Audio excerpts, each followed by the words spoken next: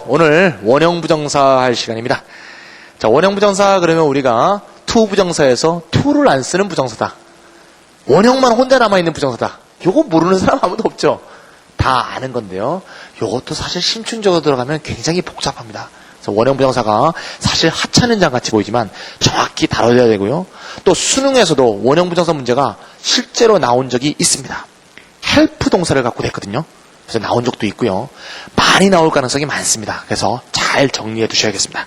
일단 원형 부정사 제목부터 한번 볼까요? 제목에 bare infinitive 이렇게 돼 있죠.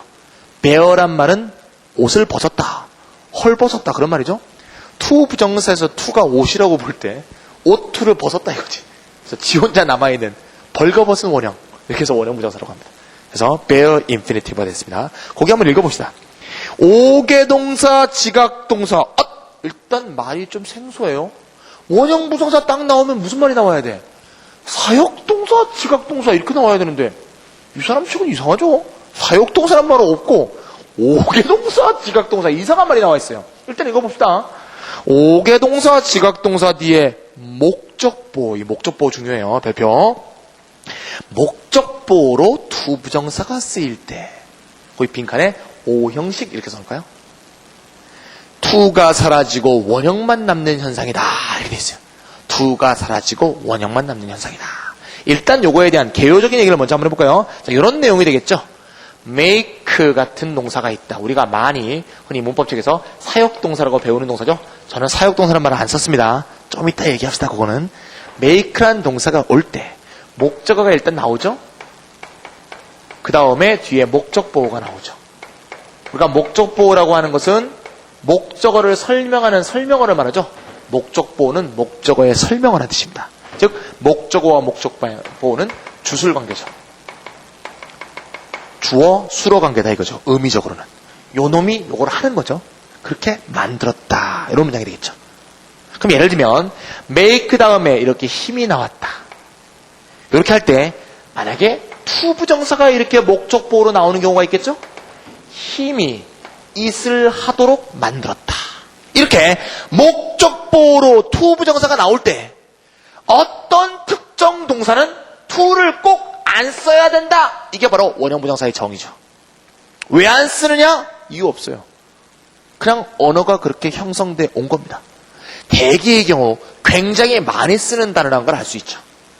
영어에서도 왜 그 동사의 변화 있지 않습니까? 과거, 과거형 변화. 불규칙 동사라고 있죠. see, saw, seen 이렇게. 불규칙 동사라는 게 뭔가 하면 결국 많이 쓰이는 동사예요. 많이 쓰이는 동사가 불규칙 동사가 됐거든요. 이것도 많이 쓰이는 동사가 주로 원형을 취한다고는 볼 수 있지만 이걸 어떤 문법적인 법칙을 찾으려는 건 잘못된 생각입니다. 그냥 외우는 수밖에 없겠습니다. 어쨌건 원형 부정사의 정의는 to 부정사가 목적보호로 올 때 to를 안 쓰는 현상, 이런 것을 원형 부정사라고 한다는 얘기죠. 여기서 굉장히 중요한 얘기가 있는데요. 두 가지를 꼭 기억해야 돼요. 첫 번째는 뭐다? 아무 때나 to가 없어지는 게 아니고 반드시 뭐다? 목적보호로 올 때다 이거야. 목적보호로 올 때. 목적으로 올 때 to가 사라지는 건 없어요. 목적으로 to 부정사 올 때 to를 사라져야 돼요. 이런 거 없어요. 목적보호로 왔을 때 없어지는 겁니다. 이거 잊으시면 안 되고요. 따라서 목적보호가 온다는 건 반드시 목적어가 온다는 얘기하고 같은 얘기이기 때문에 목적어, 목적보호가 다 있는 문장 형식 몇 형식이라고 하죠? 5형식이라고 합니다. 이 5형식이란 말은 일본 사람들이 만든 말이거든요. 1, 2, 3, 4, 5형식. 미국 책에는 안 나와요. 근데 미국 사람들은 그냥 이러한 문장에 꼴이 있다 정도로 보여줘요. 그 꼴을 보여주는 순서가 일본 사람들이 1, 2, 3, 4, 5형식으로 이름 붙인 것과 같아요. 일본 사람들이 좀 더 영리하다고 느껴집니다. 1, 2, 3, 4, 5형식이란 말은 아무 의미가 없거든요. 잘못된 개념도 아니거든요. 그냥 분류하는 데 도움이 되기 때문에 상당히 유용한 개념이라고 볼 수 있어요. 아무 의미가 없으니까 오히려 유용한 개념이죠. 잘못된 개념이 아니니까. 저도 쓰겠습니다. 그래서 5형식. 우리가 익숙한 개념이죠. 원형 부정사는 몇 형식에서 출현한다? 5형식에서 출현한다. 요거 첫 번째 정리입니다. 중요한 거 하나 정리했죠? 5형식 목적보호에서 출현한다. 두 번째입니다. 두 번째, 많은 학생이 이런 경우 있어요.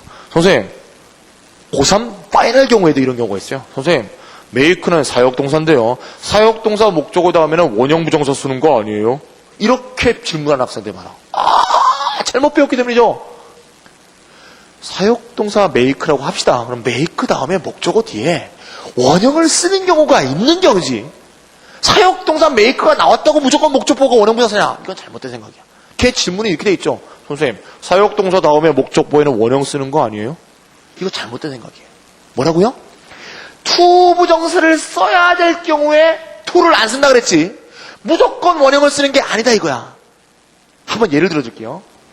make가 똑같이 있다고 보세요. make him punished. pp를 썼죠. 힘이 처벌되도록 하였다. 힘이 처벌받도록 만들었다. 목적보로 pp를 썼죠. 또 딴 거 해볼게요. make him strong. 그가 튼튼해지도록 만들었다. 뭘 썼습니까? 형용사 썼죠. 또 해볼게요. make him at ease. at ease 그러면 comfortable의 뜻입니다. 그러면 그를 편안하게 만들었다. 이런 뜻이죠. 목적보로 뭐가 왔죠? 과거분사, 형용사, 전치사 플러스 명사구, 전명구라고 하죠. 뭐든지 올 수가 있어요. 영어에서 보라는 것은 명사, 형용사만 되면 다 올 수가 있습니다. 따라서 명사가 될 수 있는 준동사인 투부정사, 형용사인 과거분사, 형용사, 형용사구가 될 수 있는 전명구, 이런 거 다 올 수가 있는 거예요. 아까 그 고3 학생의 질문으로 다시 돌아가 볼까요? 선생님, 사역동사 다음에는 원형이 아닙니까? 이게 아니고요. 사역동사, 목적어, 목적보, 사역동사라는 것은 make 동사라는 것은 오형식으로 쓰이는 동사인데 목적보로 어떤 거든지 많이 나오지만 그 중에서 뭐다? 투부정사가 나와야 될 경우에만 투를 안 쓴다? 이게 원형부정사죠. 알겠죠?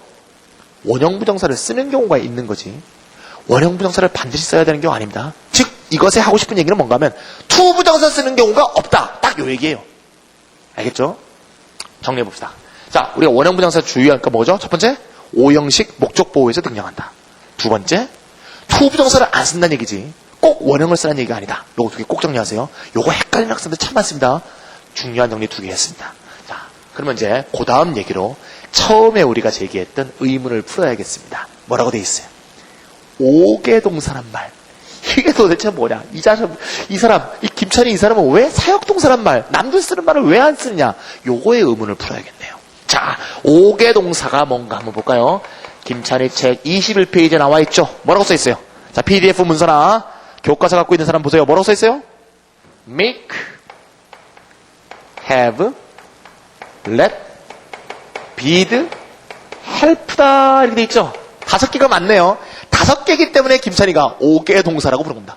뭐 5 동사 그래도 되겠지만 뭐 한자니까 5개 동사로 했습니다.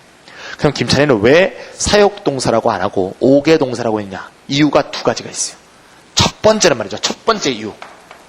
첫 번째 이유는 뭔가 하면 이 5개 동사가 다 사역의 의미가 아닌 것이 있어요. 이 사역이란 말은 우리나라에서는 거의 안 쓰는 일본어인데요. 일본 사람들이 붙인 용어입니다. 영어에서는 말이죠. 이걸 코저티브 버브라 그래요. 코저티브 버브. 그리고 그 분류 방법도 사역동사하고는 좀 다릅니다.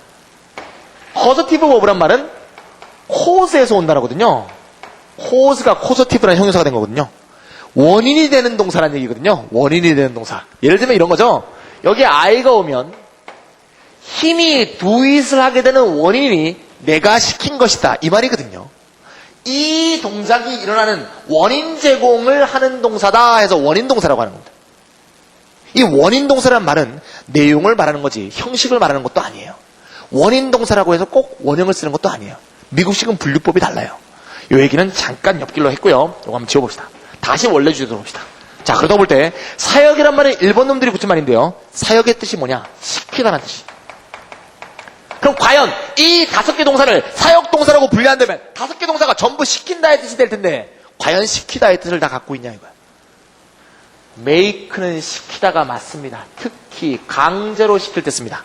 자, 시키다 맞죠? have는 시킨다 맞아요. 보통 좀 요청의 의미를 쓰는데 특히 돈 주고 시킬 때 많이 쓰입니다. 시킨다라고 그래도 볼 수가 있어요. bid는 명령하다의 뜻이죠. 따라서 시킨다라고 볼 수가 있습니다. 그런데 나머지 두 개. let을 우리나라 영어사전 어떤 사전은 이 let이 시키다라고 써있는 사전도 있어요. 참 황당한 일입니다. let은 시키다가 아니고요. 뜻입니다. 뜻이 allow, permit의 뜻이에요. 즉 허용한다는 뜻입니다. 아시겠죠? 허용한다는 뜻이에요. 허용이 뭐가 시키는 거예요? 시키는 거 하기 싫은 사람이나 할 의사가 없는 사람한테 시키는 거지. 허용은 하겠다고 하는 사람 그래 해 내버려 두는 거지. 즉 내버려 둔다는 의미입니다. 절대 시킨다가 아닙니다. help가 시키다가 아닌 건 다 아시죠? 따라서 이 5개 동사를 사역동사라고 분류하는 것은 개념 자체가 잘못됐다 이거야. 일본 사람들이 개념을 잘못 붙인 거야. 그냥 차라리 5개 동사 이렇게 어차피 외워야 되는 거 그냥 5개 동사라고 외우는 게 더 정확한 개념 같습니다. 제가 5개 동사라고 실용적 개념으로 바꿨습니다. 알겠죠? 잠깐 요 가로 얘기를 하겠는데 help는 왜 가로로 붙였냐? help는 말이죠. 이게 수능에 났던 문제인데요. 94년, 95년 2번 났습니다. 목적어 다음에 to 부정사를 쓸 수도 있고요. 원형 부정사를 쓸 수도 있어요. to 부정사 쓰는 게 영국식이고요. 원형 부정사 쓰는 게 미국식입니다. 따라서 이 help는 원형을 쓰는 동사에 포함되는 5개 동사에 포함시킬 수도 있고 아니라고 볼 수도 있기 때문에 원형을 목적보호로 쓰는 건 4개다 이렇게 얘기할 수도 있고 5개다 이렇게 얘기할 수도 있거든요. 근데 우리나라는 미국식을 좋아하죠. 수능에서도 원형 부정사가 많습니다. 따라서 그냥 5개 동사 안에 포함시키는 게 좋을 것 같습니다. 괄호치 이유는 어쨌건 to 부정사 쓰는 경우도 볼 수 있다 이런 의미에서 가로쳤습니다. 자, 어쨌건 이 5개 동사를 사역 동사라고 붙이는 것에 문제가 있다는 건 첫 번째 얘기했습니다. 자, 두 번째 잘못은 뭔가 하면 바로 다음 페이지 22페이지 한번 보세요. 22페이지 자 가볼까요? 22페이지 가시면 뭐라고 돼 있어요? 5개 동사를 제외한 시키다 동사가 있다고 돼 있지. 사역 동사가 시키다 동사의 뜻이라면 시키다라는 뜻을 갖는 동사가 정말 많다 이거야. 이렇게 많은데 5개만 꼴랑딱 잡아서 요것만 시키다 동사다 이렇게 얘기하는 게 황당한 거죠. 그러면 이 5개 동사가 아닌 시키다 동사는 도대체 어떤 것들이냐? 거기 나와 있는 대로 이런 것들이에요. get, compel, force, 그 다음에 allow 뭐 이런 동사들입니다. 그죠? permit. 물론 allow, permit는 시키다가 아니고 허용하다지만 어쨌건 이런 동사들인데요. 자, 이런 동사들은 이런 건 다 시키다 뜻을 갖고 있죠. 시키다 뜻을 갖고 있는 동사 중에서 이 문법책들이 정의하는 5개 동사에 포함되지 않은 동사들이 많아요. 따라서 오히려 이렇게 해서 이거를 사역동사라고 해야 되는 거죠. 그러니까 사역동사라는 개념은 잘못된 개념입니다. 그러면 보통의 문법책들은 이런 동사들을 뭐라고 부르느냐? 보통 문법책들은 이렇게 돼 있어요. 준사역동사 이런 말 들어봤죠? 자, 앞으로 저 이런 말 안 씁니다. 완전히 바보 같은 개념이죠. 자, 우리가 이렇게 구분해 보니까 이 5개 동사와 이 동사의 차이가 뭡니까? 오로지 무슨 차이? 형식적 차이죠. 어떤 형식적 차이예요? 이 5개 동사는 목적어 다음에 원형이 오는 동사란 얘기고 이런 동사들 굉장히 많죠? 목적어 다음에 to 부정사가 나온다는 얘기거든요. 즉 목적보호로 to를 쓸까 말까 이렇게 구분을 해놓고 개념의 뜻은 사역이다 준사역은 또 뭐야? 사역의 주라는 게 뭐야? 구분 자체는 형식적 구별이면서 이름은 내용적 구별을 해놨어요. 그러니까 완전 꽝이죠. 사역동사, 준사역동사란 말은 상당히 헷갈리게 하는 주범입니다. 그러니까 이런 말은 다 버리시고요. 차라리 이렇게 외우는 게 낫겠죠? 어떤 5개 동사는 원형 부정사 쓰는 동사야. 나머지 동사는 아니야. 이게 맞는 개념입니다. 따라서 개념적으로 헷갈리지 마시고요. 오로지 흔히 문법책에서 사역과 준사역으로 나누는 것은 형식적 차이에 불과하니까 이제는 그런 개념 버리시고 원형 부정사 쓰는 5개 동사 5개 외우시고 나머지는 그 외는 전부 투정사 이렇게 외우는 게 좋은 방법이다 이거지. 자, 사역, 준사역 버리세요. 알겠죠? 5개 동사 아닌 거 형식적 구별입니다. 됐죠? 지웁니다. 다 쓰셨죠? 못 쓴 사람은 말이죠. 딱 이 상황에서 포즈 누르고 쓴 다음에 다시 누르면 되겠죠? 저는 지웁니다.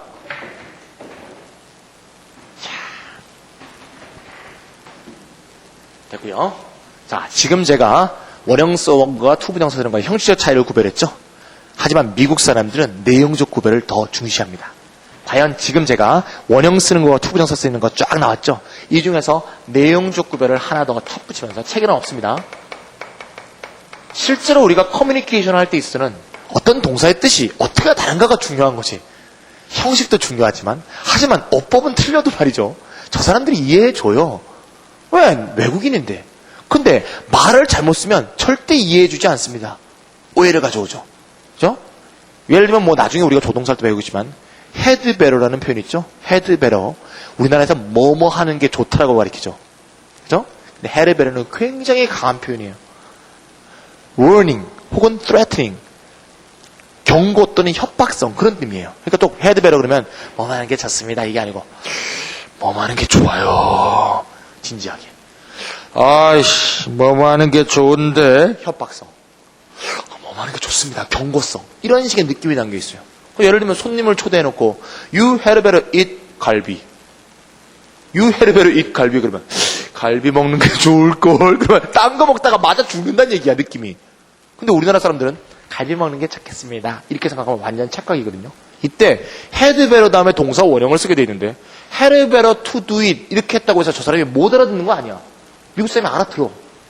그런데 진짜 had better를 안 써야 될 경우에 had better를 써버리면 그건 무례함이거든.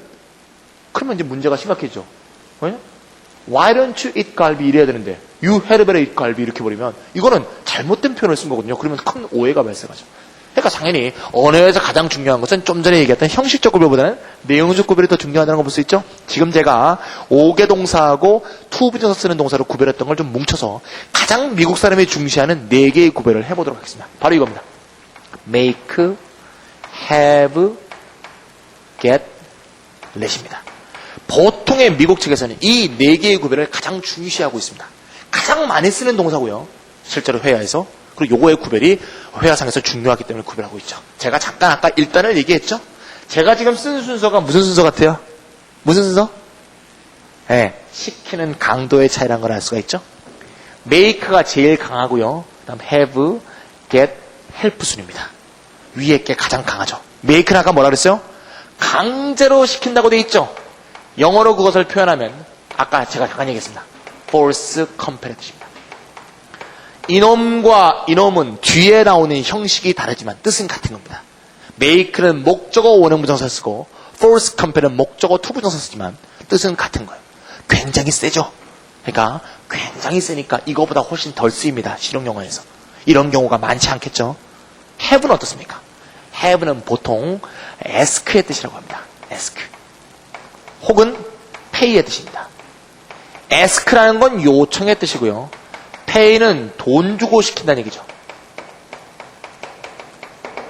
돈 주고 시키니까 이것도 상당히 어느 정도의 강제성이 있다고 봐야죠. 물론 저 사람이 돈 벌기 싫으면 안 해 이럴 수 있죠. 요거하고는 약간 차이가 있죠. 강도가 약간 떨어지지만 그런 의미에서 보고요. get은 뭐냐? 일반적으로 persuade라는 뜻이죠. 설득의 뜻이죠. 이거하고 이거는 상당히 비슷한 면이 있어요. 요청과 설득. 따라서 have와 get이 불분명하게 구분되는 경우도 많이 있습니다.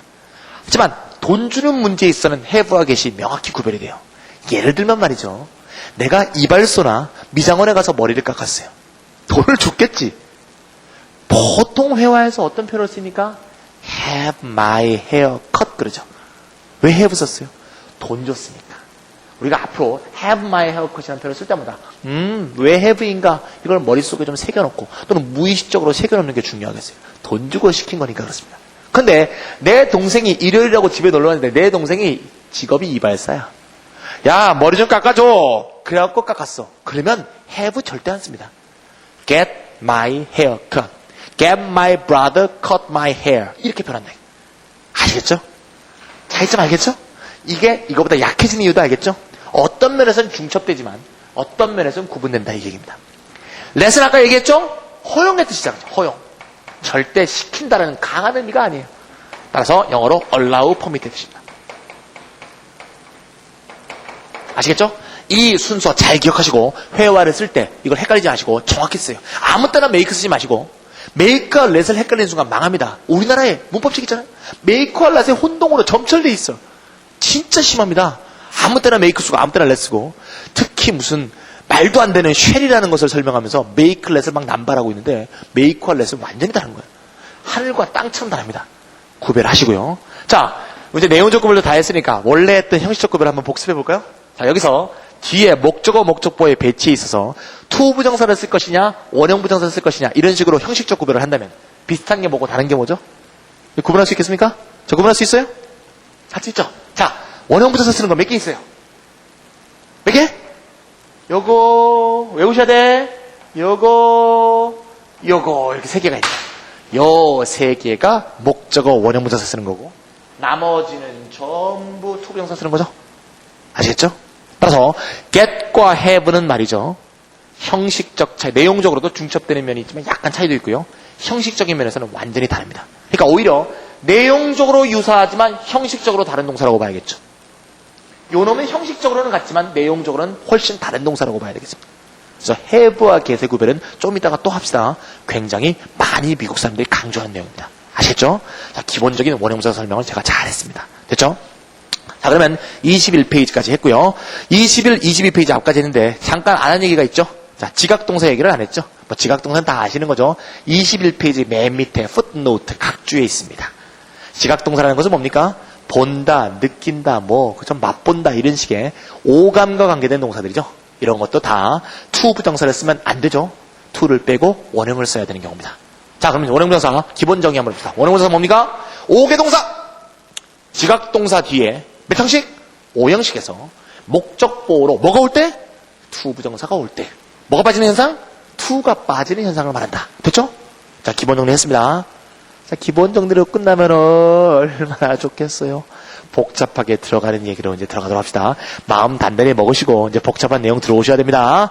22페이지 넘기시고 제가 칠판 지울 동안 잠깐만 기다려주세요. 랄랄라 자, 됐습니까? 네, 됐습니다. 자, 그러면 그 다음에 22페이지 나왔습니다. 제가 아까 이미 얘기했는데요. 5개 동사하고 지각동사라고 해서 목적보호에 꼭 원형이 있는 게 아니다. 이런 말을 했었죠.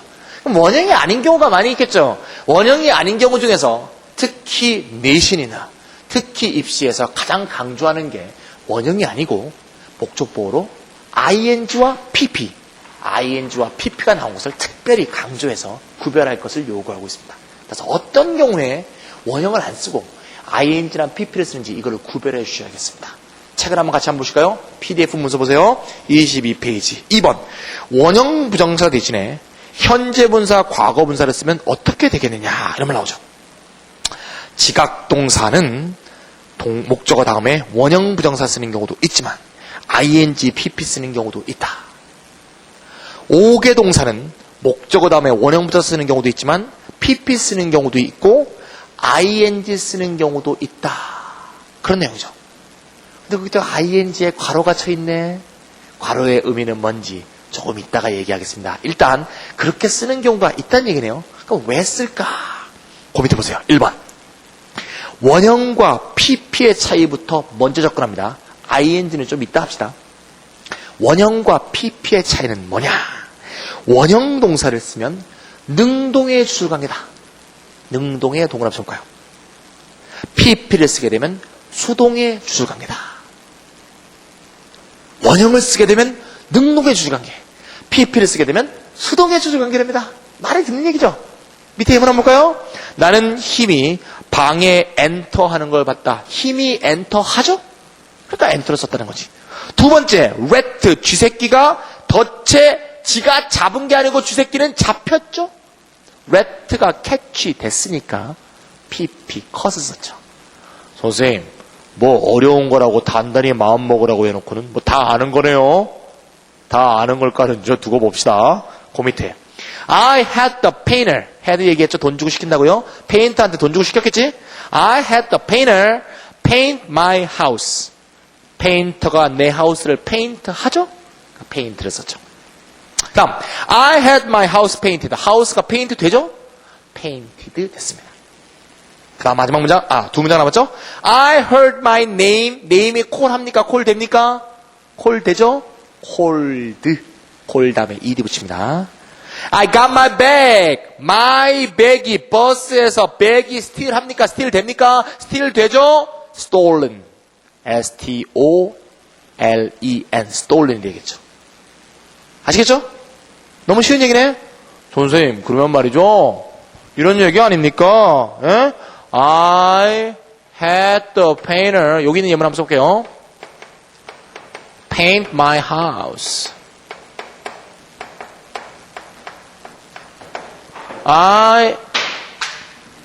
I had my house painted by the painter. 한번 써볼까요? 이건 가로 쳤습니다. 써도 되고 안 써도 되겠죠. 영어는 목적어니까 꼭 있어야겠지만 페인트의 목적어죠. 이건 부사고니까 없어도 되겠죠. 자, 이렇겠습니다. 저는 이건 별거 아니네요. 페인트가 목적어고요. 이건 목적보호니까요. 페인트가 페인트 하는 거네요. 하다의 뜻이 되면 원형을 쓰고, 물론 오개동사, 직역동사 뒤에서. 하우스가 페인트 되는 거니까 되다의 뜻이 되니까 PP 쓰라. 이 말 아닙니까? 지금까지 본 예문 8개는 그게 맞죠? 네임이 콜 된다? 그러니까 콜 두고. 백이 스틸 된다? 그러니까 스톨린이고. 능동, 하다로 되면 원형 쓰고, 되다면 PP 쓰는 거 아닙니까? 반은 맞고 반은 틀린 얘기죠. 영어 동사는 동사의 원래 뜻이 하다, 칠하다, 칠하다 동사기 때문에 페인트 하면 칠하다고, 페인트 하면 칠되다지.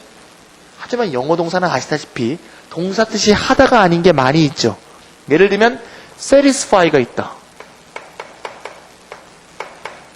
그러면 여기에 satisfy를 딱 쓰면 I had the painter satisfy. satisfy라고 이렇게 원형을 썼다고 해서 페인터가 만족하다가 됩니까? 아니죠. 페인터가 만족하도록 만들었다가 아니죠. 왜요? satisfy는 만족시키다거든요. 그러니까 만족하다가 아니잖아. 그 다음 우리 또 아다시피 이게 satisfied가 되면 오히려 satisfied가 됐을 때 만족한이 되겠지. 그럼 여기서 볼 때 페인터가 만족하도록 만들었으면, 페인터를 만족시키는 방법은 돈을 많이 들고 거겠죠. 페인터를 만족하도록 만들었다면, 페인터가 만족한다면, 오히려 원형을 안 쓰고 PP를 써야 되죠. 오히려 satisfied 같은 동사는 하다의 뜻이 되려면 원형을 안 쓰고 오히려 PP를 쓰죠. 영어 문법을 말이죠. 한국어로만 설명하려는 것은 상당히 무리가 따릅니다. 왜? 언어가 다르고 동사가 다르니까. 따라서 중학교 1, 2학년 단계라면 그냥 원형 쓰면 하다다, PP 쓰면 되다. 이렇게 하면 중학교 1, 2학년 내신 문제까지 다 맞출 거야. 이게 중3부터만 해도 그렇게 하면 안 됩니다. 그래서 편법으로 중3 내신에서나 중3 자습서 같은 데서 어떤 동사든 하다가 되다일 때 원형 PP인데 satisfy라든가 excite라든가 뭐 이런 동사들, exert 이런 식의 하게 하다 시키다 동사는 오히려 하다일 때 PP를 쓰고 되다일 때 원형을 하게 만들다일 때 원형을 씁니다. 이런 식으로 해서 케이스별로 동사별로 따로 외울 것을 요구하는 잡서가 많습니다. 그럼 학생들이 시험 때는 무조건 외우지만 이 동사를 관통하는 기본 논리를 모르게 되겠지. 동사에 따라서 다르면 그걸 다 외워야 되는 거네. 역시 영어는 암기 과목이야. 이러면서 막 울부짖는데 뭔가 관통하는 기본 원리가 있지 않겠습니까? 요거를 제가 설명해 드릴게요. 자, 관통하는 기본 원리가 뭐냐? 자, satisfy 잠깐 지워볼까요? 자, 제가 아까 능동의 주술관계, 수동의 주술관계란 말을 썼죠? 거기에 다시 올라가 볼게요. 22페이지 2번에 1번에 능동의 주술관계, 수동의 주술관계란 말 있죠? 거기 능동의 주술관계 밑에 가로 하나 치고요. 능동태 이렇게 써주세요. 능동태. PP 수동의 주술관계 밑에 수동태 이렇게 써주세요. 무슨 얘기인가 하면 말이죠. 목적어와 목적보호는 주술관계인 건 알죠? 이 두 개가 능동의 주술관계를 맺고 있다는 얘기는 뭔가 하면 목적어와 목적보호가 능동태 관계를 맺고 있다는 말과 같다는 얘기야. 무슨 얘기인가 하면 이거는 목적어고 목적보호니까 지금 이거는 주어도 아니고 이건 동사도 아니죠. 이게 주어도 아니고 동사도 아니니까 여기서 주어 동사는 아니지만 의미관계에선 주어 동사 관계가 성립돼 있죠. 그럼 어떻게 하면 주어 동사 의미관계만이 아니고 주어 동사로 만들 수도 있겠죠. 이렇게 하면 되겠죠. I had를 한번 빼봅시다. I had가 없고 요 문장만 있다고 한번 보세요. 그럼 바로 페인터가 아까는 의미상의 주어, 페인터가 의미상의 주어, 페인트가 의미상의 수로였는데 이렇게 해버리면 명실상부하기 어떻게 됐어요? 페인터가 뭐예요? 주어고 페인트는 동사가 됐죠? 목적어, 목적보호는 주술관계니까 앞에 주어 동사만 빼버리면 주어하고 동사로 바뀌게 되거든요. 이때 페인터라는 명사와 페인트라는 동사를 능동태로 연결시켜주는 게 맞냐? 수동태로 연결시켜주는 게 맞냐? 이걸 내가 묻는 거야. 어떻게 돼요? 당연히 능동태가 맞죠? 이걸 만약에 동사로 쓴다면 현재형이면 paints겠고 과거형이면 painted겠죠. 물론 is painting일 수도 있죠. 페인터가 하우스를 칠하다죠. 페인터와 페인트가 능동태에서 관계를 맺으니까 능동태에서 관계를 맺으면 그거를 능동의 주술관계라고 말할 수 있겠죠? 능동의 주술관계가 된다는 것은 결국 뭐다? 목적어 목적보호를 쓸 때 원형을 쓰라는 얘기다.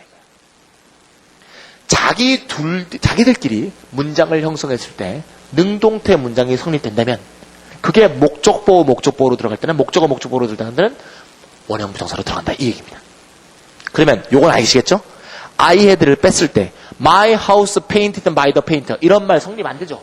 어떻게 됩니까? My house is painted by the painter라고 했죠. 즉 뭡니까? house라는 명사와 paint라는 동사를 절로 만들어 볼 때 수동태 문장이 성립되죠. 수동태 문장이 성립된다는 것은 두 개의 어구가 수동의 주술관계라는 얘기죠. 수동의 주술관계에 있는 어떤 어구를 이번에는 문장이 아니라 목적어 목적보로 끼워 넣는다면 어떻게 한다? 목적어 PP로 끼워 넣는다는 얘기죠. 따라서 우리가 정리하면 목적보에 원형을 쓸까 PP를 쓸까의 문제는 목적어 목적보를 빼워서 문장을 만들 때 능동태 문장이 될까 수동태 문장이 될까 하고 밀접한 연관이 있겠습니다. 그렇다면 밑에 퀴즈를 한번 제가 써볼게요. 퀴즈 여기 써볼까요? I made him satisfied with the result. 자, 글이 좀 삐뚤삐뚤하게 됐네요. 죄송합니다. 자, with가 좀 내려왔죠? 나는 그가 그 결과에 만족하도록 만들었다. he가 결과에 만족한다는 얘기지 하다라고 해서 원형 이러면 안 됩니다.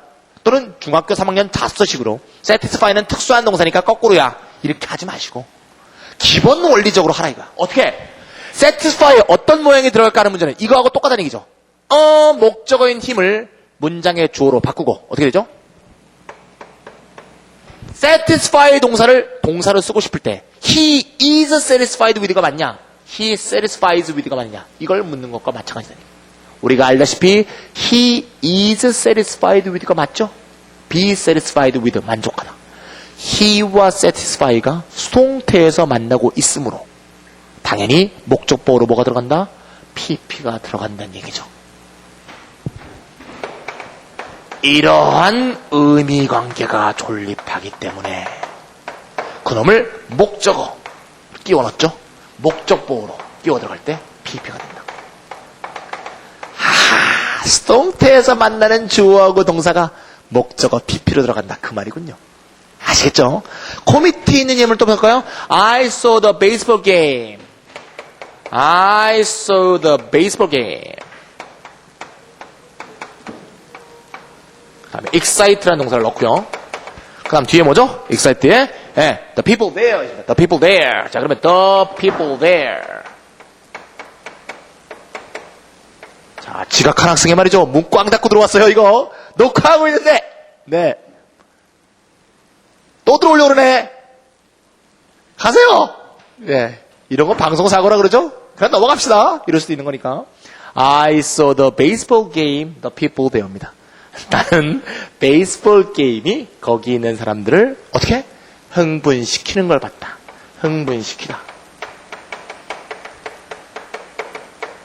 나는 베이스볼 게임이 거기 있는 사람을 흥분시키는 걸 봤다. 자, 베이스볼 게임은 뭐 게임이고 익사이트 동사는 뭐 예외인데 이렇게 생각할 거 없어. 쉽게 생각해. 딱 했을 때 베이스볼 게임이 주어구만. people이 목적어구만. 주어 목적어 있는 문장이니까 뭐 능동태 문장이죠 뭐. 수동태가 되면 목적어가 사라지지 않습니까? 뭐 어쨌건 간에 베이스볼 게임이 흥분한 게 아니고 베이스볼 게임이 사람들을 흥분시킨 거지. excite의 원래 동사 뜻이 흥분시키다기 때문에 당연히 문장을 만들 때 excite가 되겠죠. 즉 여기서부터 여기까지를 요거를 주어로 볼 때 동사는 excite가 되겠죠.